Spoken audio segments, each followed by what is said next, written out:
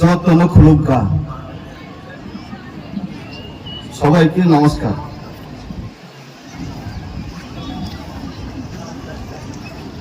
মাননীয় এসডিএম মহোদয়, সিভিল ও পুলিশ প্রশাসনের সম্মানীয় আধিকারিক বৃন্দ,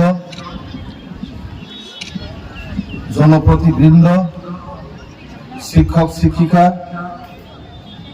ছাত্রছাত্রী, বিশিষ্ট অতিথিবৃন্দ এবং আমার প্রিয় করবুকবাসী, সকলকে জানাই আন্তরিক শুভেচ্ছা।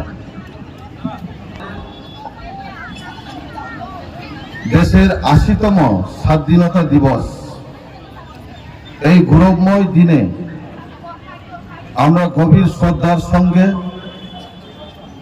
মহাত্মা গান্ধী, নেতাজি সুভাষচন্দ্র বসু, ভগৎ সিং, সর্দার বল্লভভাই প্যাটেল এবং সকল তাদের আত্মত্যাগের বিনিময়ে আমরা স্বাধীনতা অর্জন করেছি। স্বাধীনতা দিবস শুধু আনন্দ উদযাপনের দিন নয়, এটি আমাদের কর্তব্য ও দায়িত্ব স্মরণ করার দিন। আজ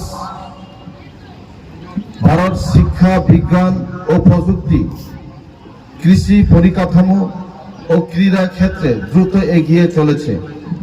আমাদের করবুক উন্নয়নের পথে এগিয়ে যাচ্ছে।